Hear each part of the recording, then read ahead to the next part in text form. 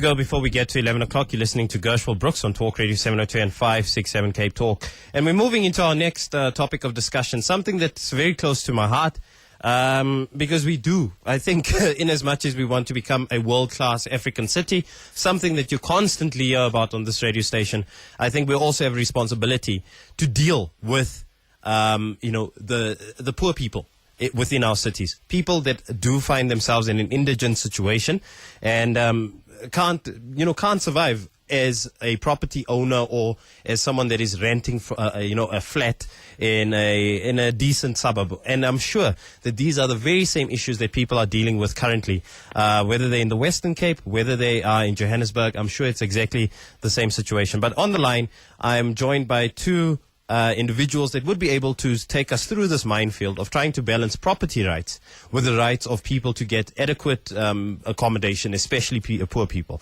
Joining me from the Center for Applied Legal Studies at Wits University is Zeenat Sujee. She's a senior attorney there, and I have the chairman of Property Owners and Managers Association and AFHCO, Rennie Plitt, on the line. Good evening and welcome.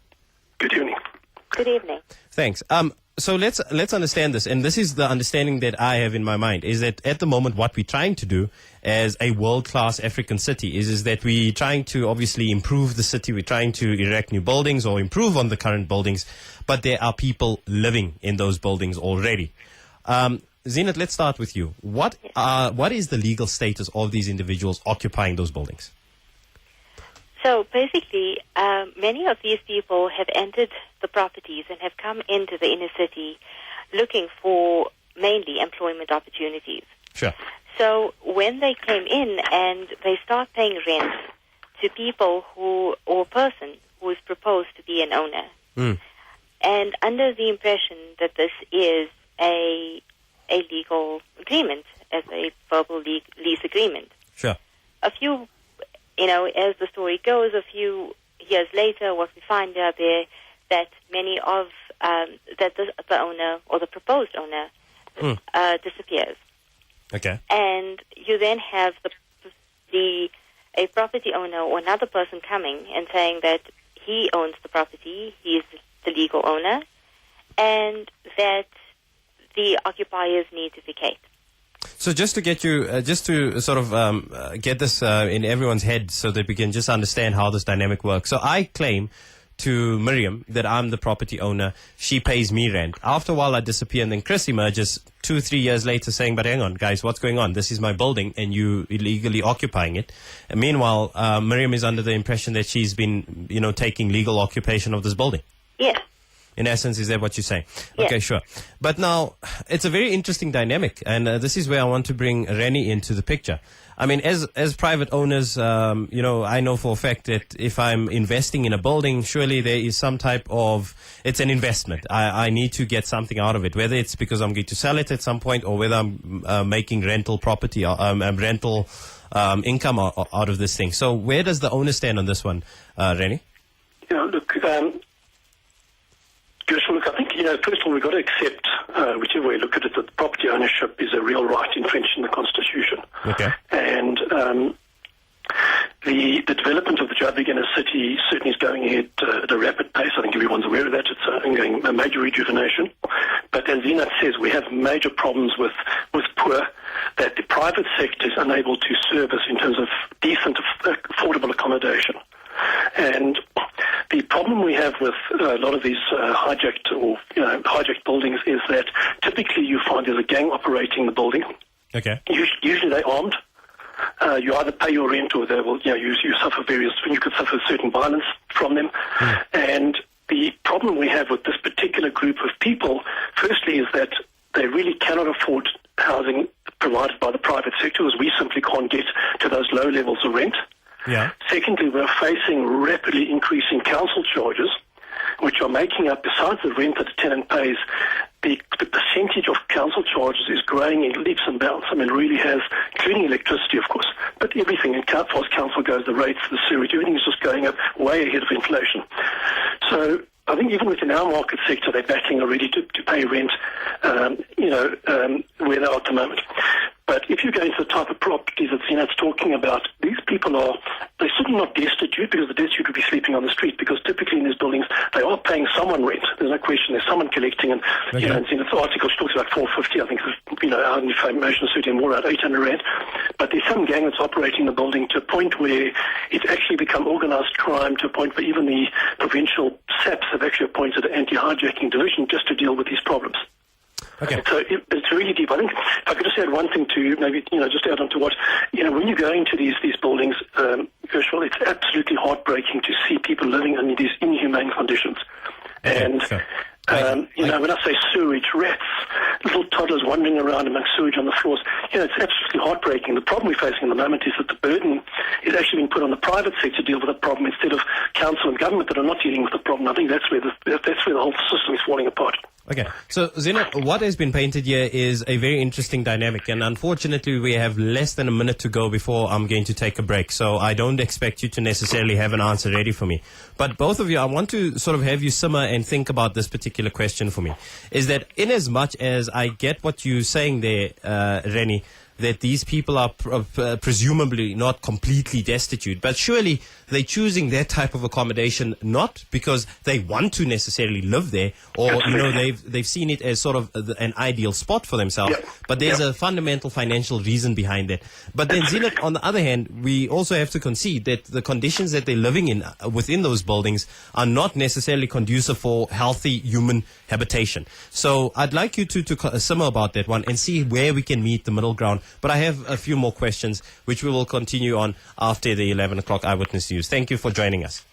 As I mentioned, we're talking to Zeenat Sujee and Rennie Pult about something that's very close to my heart, and that is where poor people find themselves in some of these derelict buildings in our inner cities.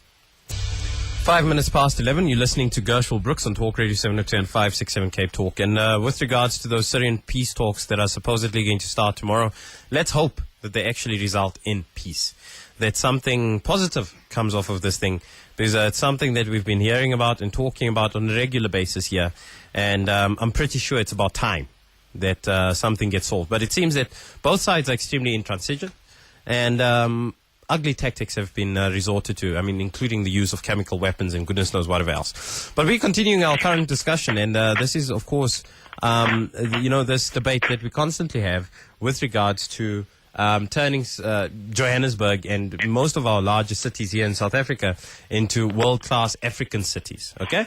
And we have city rejuvenation programs being initiated, and of course there's people already in some of these derelict buildings that need to be torn down or renovated or whatever the case is, to be able to accommodate people and and deal with this current situation. So on the line I have Rennie Pult as well as Zeenat Sujee. Now Zeenat Sujee is a senior attorney with the Centre for Applied Legal Studies at WITS, and Rennie Pult is the chairman of Property Owners and Managers Association and AFHCO. Now, I left you with a question just before we broke for news, and I'd just like to see, maybe Zeenat, if you'd like to start with it this time? Yes, sure. So I just want to, there's something that Rennie has highlighted, and I just want to rectify that, where he stated that many of these buildings, where you find lots of gang members. Yeah. I would just like to say that, in most of these buildings that we work in and we've gained the experience from, is that we've not come across any criminal activity.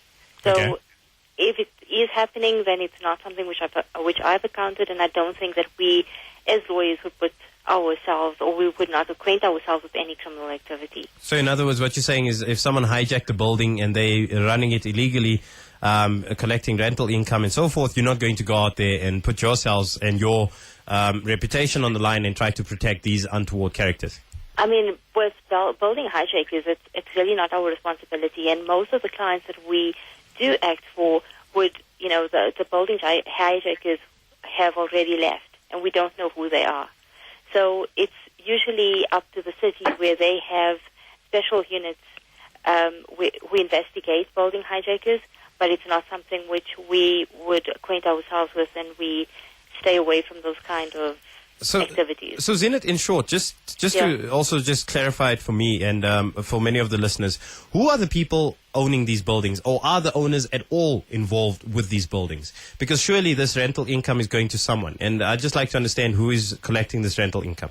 So, Kushwal, what usually happens is that, there is someone who proposes to be the owner. We don't know who they are. Oh, okay, sure. And they then collect, but after a while, they disappear. Okay, so sure. most of the clients, when we consult and we say, but have you been paying rent? And they would say yes, and they would all give us the same name, but we don't know who the person is.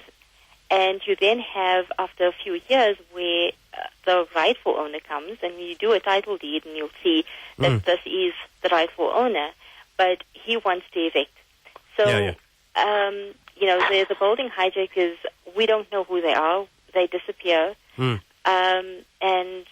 they just take the money from clients. And when acting, are you obviously acting on behalf of those inhabitants, the people living in this building? Yes, not the guy that's busy falsely collecting rental income or whatever the case is. It's the people actually living in that particular building. Yes. Now, in this, in this paradigm, I'd just like to understand, where does the owner, and Rennie, maybe you want to respond to this one first, and then we'll come back to you, Zeenat. Okay. And I just want to quickly remind the listeners, if they have their own questions and they want to contribute to this discussion, 011 883 0702, alternatively 021 446 0567. SMS lines are open throughout the show, and as well as Twitter, Facebook, also nice ways of getting a hold of me. All you have to do is look for Gershwell Brooks, GUSHWELL, and the surname is Brooks, BROOKS. Just a quick question there, Rennie. So where does the owner then stand on this one? So let's say I come back and I find that, hey, my building is completely filled with people. How difficult is it to get these people out of my building? Yeah, good. Well, firstly, let me say that I think no one sort of gets caught by surprise to discover that their building's been hijacked. I think, it's typically a process that goes through, that's been gone through, usually with initial decay and poor management to start with. And if I take our company, AFCO, we've never had a building hijacked or ever lost a building because we manage our stuff very well and they're very well maintained. Okay. So I think it starts with that. If you look at the ownership issue, it is complex. Bear in mind, a lot of these buildings belong to families over the years, and in some cases, possibly the owner's passed away and the building has been left to children who are not interested in it. In some cases, we have owners that simply lost control because, some gang arrived I think back 4, 5, 8 years ago, it wasn't uncommon to have a gang with AK-47s arriving in the building and beating up the security guard and getting all the tenants together and saying, "You now pay us." It was quite common, and of course they were making millions out of it. Then you've got cases where the owner has simply given up and he's emigrated and he's now sitting in Australia. Okay. But you also get many buildings where the owner, and we have one such building which we actually bought occupied. And, we've been trying for now over 5 years to get it emptied. So it's not a sudden case that the owner arrives on the scene. It's a case of us trying to follow the legal process for many, many years, trying to work through the legal system, which is not providing for any alternative accommodation in terms of the pike for these people to move to. So it really is, almost every building has a story behind it, and not every building is the same. And that's part of the problem. But even when you get legitimate owners, it's not a question that we sort of arrived one day and discovered the building project. We may have been trying to get the building empty for 5 or 6 years. And in the meantime, if I take this particular building, it is represented, I don't think by LRC, but I think it's one of the other NGOs. They are representing this building. We know for a fact that people are paying rent to a particular gangster there. So, it's just a cycle that you get to, and eventually that hijacker will actually leave the premises when the owner gets the eviction order, and that's typically when he then disappears off the scene. Okay, now, what I want to get to the bottom of, and we can sit here and try to solve whether these are hijacked buildings or these are buildings being occupied by people because they found these buildings vacant. We can have that debate till the chickens come home. But what I want to get to the bottom of, Rennie, is now, if I am a building owner and I want to get rid of these individuals through whatever means, whether but I know now that there are people in my building and I need to get rid of them because either I want to renovate the building, alternatively, whatever else. How easy is it for me as the owner of the building to then initiate that process? Gershwell, it is very, very difficult to do. The problem we have at the moment is that, and I don't want to get too technical in this, but Zeenat will know what I'm talking about. In terms of the PI Act, which is the Prevention of Illegal Evictions, which was originally designed for farm workers, not for inner city dwellers, and it just got interpreted by the courts accordingly. In terms of the PI Act now, when you apply for an eviction of a building, you actually need to serve on the city council as well. And the courts have ruled right through to the Constitutional Court that there's an obligation on the city council to provide alternate accommodation. Okay, yeah, sure, fine. And they're not doing that. So when you go to court to try and get an eviction, the argument that would come from an LLC or one of their counterparts, I guess quite rightly so, in fact, is that where is the alternate accommodation? And as much as the private owner would like to get his property back, the question is, where are these people going to go and live?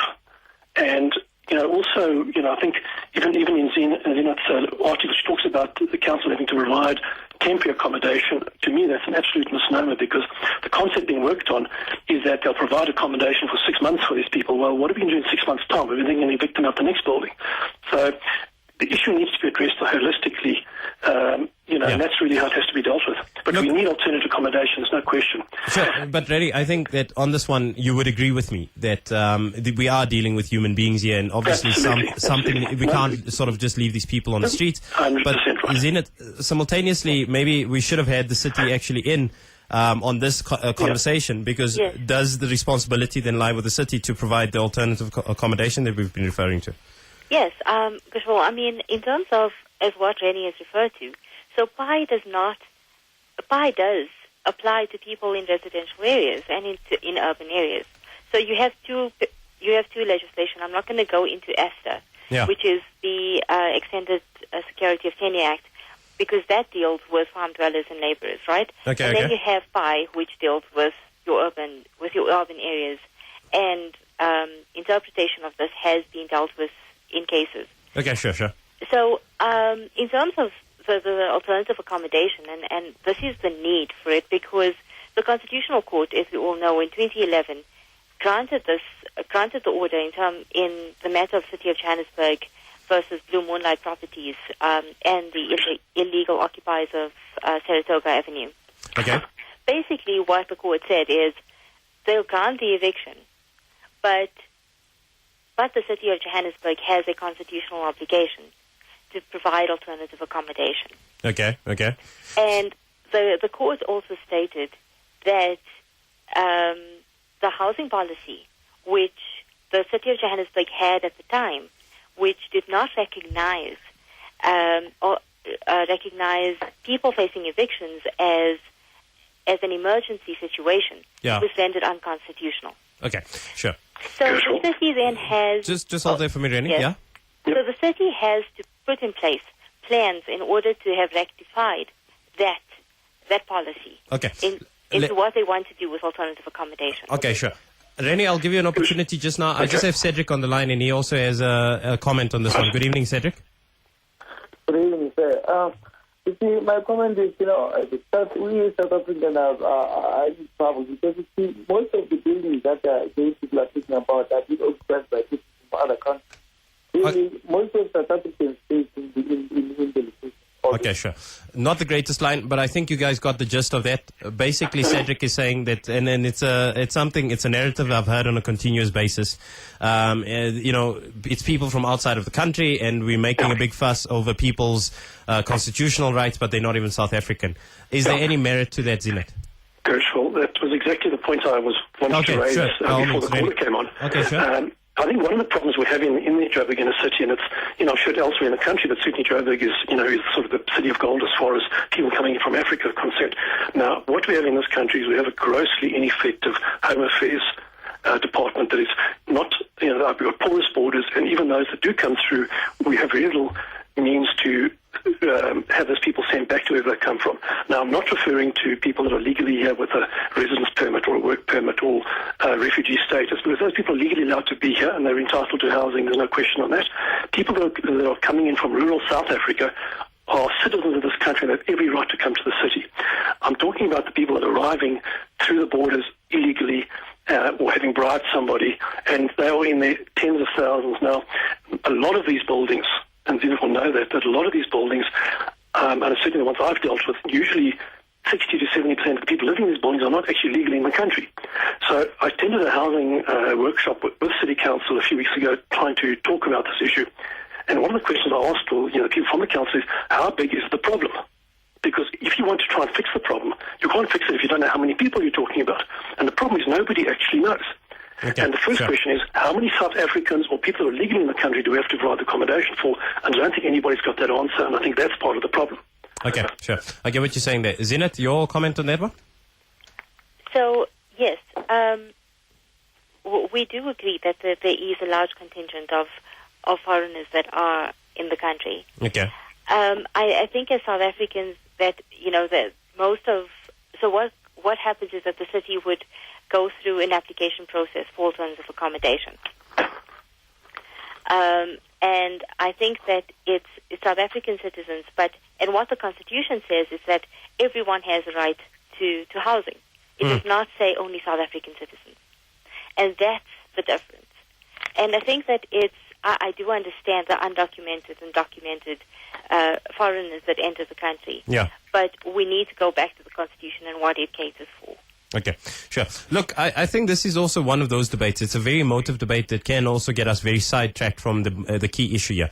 But you know what? And I'm directing this question directly at you, Rennie. I mean, for with the city's rejuvenation projects being initiated, surely part of the focus or part of the plan is to try to reinvigorate the city. Re-establish the actual financial value of many of these buildings. So what we're saying is that we're talking about, getting people back into fancy, into some of these buildings, turning them into nice office blocks, turning some of them into fancy apartments. I am pretty sure that a lot of these private landowners are not too keen on having their neighbors, being, let's be honest, people that are indigent, people that are not necessarily in the upper echelons of the economy.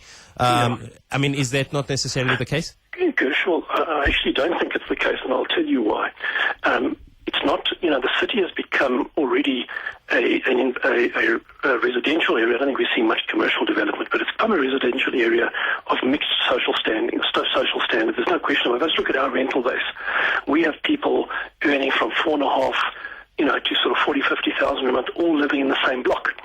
So I think provided the adjoining property is well managed, it's kept clean, it's sanitary, it's fire compliant, I don't think anyone would have a problem with it. We're in fact busy with 2 major projects with the French government at the moment to try and break into the lower end of the market. I don't see any issue with it whatsoever because it'll be well managed. The problem we have, and if I can just quote one example, which I'm quite sure the LSE is not involved with, but there's a building called Cape York on Jeppe Street, which backs onto one of our newly developed properties. It actually belongs to the Bank of Mozambique. It has now been hijacked, and it's so bad that people defecate in plastic bags, throw it against our building, beer bottles through our windows, parties at night, to the point where the Department of Education has actually shut the creche in our building, and we've had to empty out the back of our building now. Here we have a new, brand new building targeting the emerging market, people earning 4.5 to 12,000 a month, and we have to now empty out part of our building because of the adjoining property.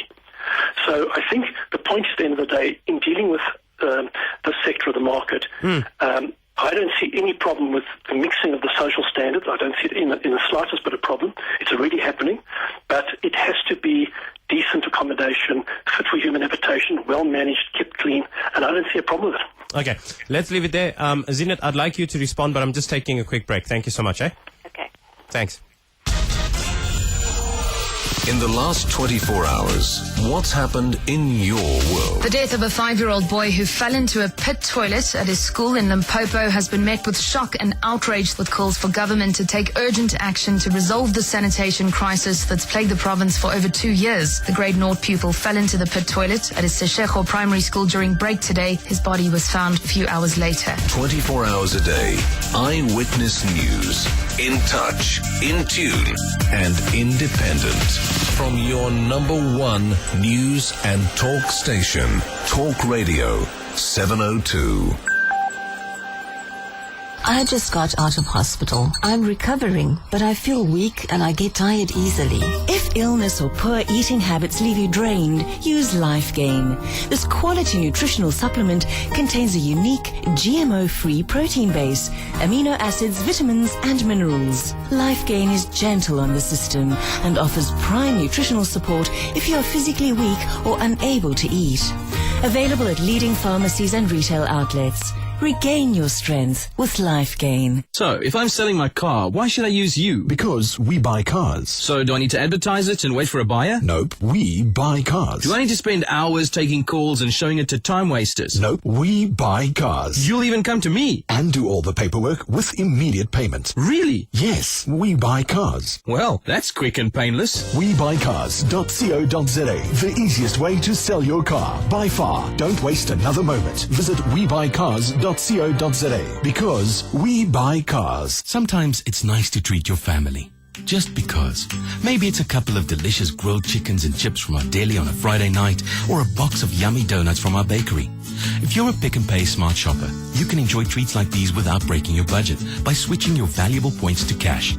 Because at Pick and Pay, we've given back more than 1 billion rand in points since we launched Smart Shopper in 2011. So switch your points now and save. Pick and Pay, South Africa's favorite supermarket. The biggest sale in South African furniture is back. Bacchus Brothers are discounting thousands of items at all our branches nationwide. The world's finest quality furniture will be discounted to unbelievably low prices. Luxurious couches, dining sets, coffee tables and more are yours for so much less. Don't miss the now legendary Furniture Spectacular at all Bacchus Brothers stores nationwide from this Friday. Bacchus Brothers, timeless quality. Shoulder pads came and went, but 80s music never left. From all your favorite solid gold hits, we put together yet another great collection. 54 of your favorite 80s tracks in the best of solid gold, Volume 6. Relive the 80s through music. The best of Solid Gold, Volume 6, with 702's Solid Gold Weekends. Now available on iTunes. For more, visit the Solid Gold pages on 702.co.za. You're listening to Talk at 9 on Talk Radio 702. Talk Radio 702. Your number one news and talk station on 92.7 and 106 FM. Call us now on 011 883 0702. It is 25 minutes past 11. Zeenat, just a quick response to what I just asked. I mean, is it a case of financial interest being put first and people's rights being put second? I think that you could say that is the case. And I think it was portrayed in the article that we wrote, where you find that people left under a bridge are left there until you find that there is some kind of pressure from the sector, where they look at the private sector putting pressure on the state to do something because they find that the valuations of property prices are deflating.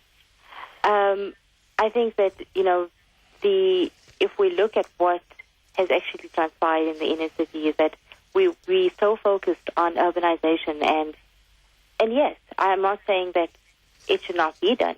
But what we feel and what the state has failed to realize is that it comes with a price, and the price is our poor people. Sure. And what are their rights? And I think that's the important aspect that many fail to realize. I think the next time we have this conversation, definitely we'll try to get the city in to be able to respond, because I think they also have a huge level or a lot to answer to when it comes to this discussion. Paul in Mondio, good evening. Hi, good day. Thanks for having me on the show. Only pleasure. I have a couple of experiences. About 10 years ago, I'll share them very briefly. I bought a property in Marshalltown for about 300,000 rand. At that time, I think they had the urban regeneration program, and there were mayoral write-offs where they would write off outstanding water and lights and stuff. The long and short of it is, before you actually get to applying for eviction of tenants, you've got to go through a painful administrative process, just trying to get your paperwork through to the city. It took me about 2 years, before Joburg Water recognized the mayoral write-off, or just to get it, and another 3 years before they recognized it. So 5 years later, as a young business owner that wants to get involved in property, 25 years old, first building is bought, I just had to sell it off at an auction because it was becoming difficult to maintain. My life was threatened. So those are the realities from an owner's point of view. But, when it comes to tenants' rights, the problem also applies to, I've got a few properties, homes. Yeah. I'll just give you this one scenario. I put somebody in about 8 months ago. She was a foreigner. I signed a lease. I try and do it right and everything. But you feel like you don't have any rights because the person failed to pay a water account. She put 20 people in my property. The water bill came to 20,000 rand. When I tried to evict her, they go to the housing tribunal and that takes 6 months. By the time we're halfway through the process, I'm owing 30,000 on a water bill. I haven't received rent for about 6 months, and the person just abandons the property and leaves. She left without notice, and they broke into the property, stole the geyser, stole everything, because she didn't tell me that she had abandoned it. So what is my recourse? What do I do? Sure. Because it becomes so difficult. Thanks, Paul. Sure, no, I understand, Paul. Thanks. Rennie, if you want to respond there quickly. Well, he's quite right about the problem. One of the problems we have as property owners and is that despite the fact that you have a tenant in your property, you remain liable for all the charges linked to that property. So whether the tenant pays the rent or whether the tenant has managed to open an account, which is with City Council, which they're not supposed to be able to do, but they do anyway, has built up a substantial charge. If they simply disappear, the council will come after you for that money irrespective. So they're not looking at the user, they look at the owner. He's quite right. The process can be very long and very tedious. My only recommendation that if someone got into that situation would be to deal with it very quickly and through a competent attorney. Because, if you're trying to do what I would call a minor eviction, which is a single unit or, that sort of thing, it still takes you 3-4 months, but it's not the type of process we're talking about in trying to empty a building where you could be locked in for several years. So I think the first thing to do is make sure you react very quickly when you don't get your rent. Rent is payable by the first of the month, and if you haven't got your rent within a week or so of it being due, deal with it immediately. Don't leave it to run, and don't accept lots of stories from the tenant about why they haven't paid, etc. It's your property; you have a right to it, and you'll find yourself very quickly in a situation where now several months have gone by, and you're so deep into it that you've now lost a lot of money. And you can go after the tenant, but typically they don't have any money available, and that's probably why they haven't paid the rent in the first place. You just have to deal with it very quickly. I just want to get to this one, and Zeenat, maybe you can jump in here quickly. Look, we have heard this current scenario happening with people living in these derelict buildings. Obviously, many of them do not comply with the necessary building standards. A lot of them human beings shouldn't be inhabiting. In fact, rats shouldn't be living there. Okay, how do we then reconcile the fact that we try to balance people's right to obviously have shelter versus the fact that they're occupying buildings that are quite frankly derelict? That is a very difficult situation. As lawyers, we walk into these buildings, and it is quite heartbreaking to see people living in these kind of conditions. Yeah. Unfortunately, this is where people live, and this is the only place that people know is their home. What happens is that they are placed in these kind of homes in these buildings, but they have no place to go to. Yeah. And if there's nothing else, what do we say is that doesn't the city have something, and shouldn't the city have a bigger plan for people to move into? And I think that's where the ultimate responsibility lays. They need to fulfill the constitutional obligation. And I think that is the ultimate goal that we all want to see happen. Just in closing, Zeenat, obviously I'm sure that CALS, that's the Center for Applied Legal Studies, yes, and many of your other partners dealing with this from a public law interest perspective. I'm sure that you're not trying to promote this notion that as a private property owner you need to fit the bill for other people. What you're saying is that we need to deal with the situation a little better than just sort of kicking people out on the streets. And I know, I've it on good authority that unfortunately, and I'm not necessarily saying that Rennie is responsible for this. As I said, maybe we need to get a State Department in, and maybe they need to answer some questions. But I do know that people are literally being kicked out and put out on the street. I mean, that's still a reality, to 20 years into a democracy, we still see illegal evictions happening. I mean, that's exactly, you're quite spot on. I think that this is not what we're promoting. What we are saying is that there are processes that need to be followed. Follow them. The Constitution protects people's rights from illegal evictions. Sure. And further than that, PI does. And there is no hierarchy of rights. So the Constitution does not elevate a person's right to a house over an owner's right to his property. And I think that that's what the Constitutional Court has done. So it's balancing of rights. And who's then, what does that result in? It results into a state intervention. And I think that's the important factor. So ultimately, the city has this constitutional obligation as granted by the Constitutional Court, and they need to then play the part. And this is what we have been trying and fighting for many months, actually 2 years, for the city to really do something, and we're still waiting. Sure. You know what? I should say thank you so much, Zeenat. Thank you for your time. Look, I wish you all the best, and hopefully we can get to the bottom of this thing, and hopefully the next time we talk, we'll also include the city in this discussion. All the best. Thank you so much, Kushal. Thank you for Only a having me. pleasure. No problem. There was Zeenat Sujee. She is a senior attorney with the Center for Applied Legal Studies at Wits University.